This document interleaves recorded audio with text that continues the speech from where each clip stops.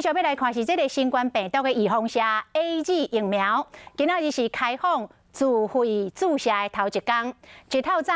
医药主文的民众都到病院排队来注射，大部分拢是要出国去工作的民众。今仔日全台湾医药要来注射的人数1407个人，所以来这几天，真侪病院的额度嘛拢满了。这开放的1万剂疫苗就得要注了咯。卫福部长陈时中讲，无排除会个增加剂量。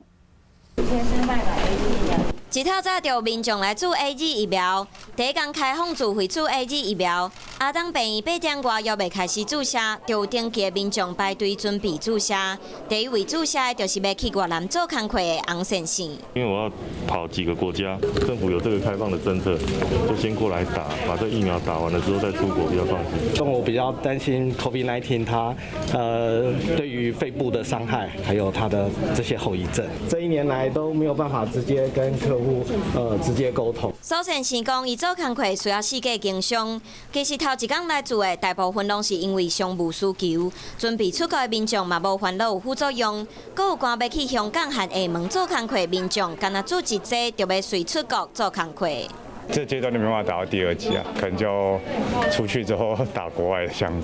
护士啊是说，如果我三个月后来得及回来来不及回来，他说没有关系，他还是有基本的保护力，然后回来的时候再追加就可以。自费疫苗到达有3802个人登记，注射头一天30已经病院有23间开始注射，登记的人有1407个人，当病院有160个人登记，大概一天注60个人，到后礼拜。 拢是满的，马街嘛是到拜六有600个人登记，大家会使注60到120个人。南部现代病院明仔开始注射，嘛拢已经满。非常踊跃啦，几乎都是额满的状况，是一直在有协调加开诊次啦。因为民众有反映说，就想要再挂号哦，然后所以我们一直有在协调不同的医师，然后可以前过来支援。 自费疫苗真抢市，1万剂可能1礼拜内就会互登记了。到时阵敢会阁开放阁较侪剂，互民众自费来做。指挥中心目前也来评估，不过来做民众拢讲对要出国的人较是有需求，嘛希望政府会使继续提供。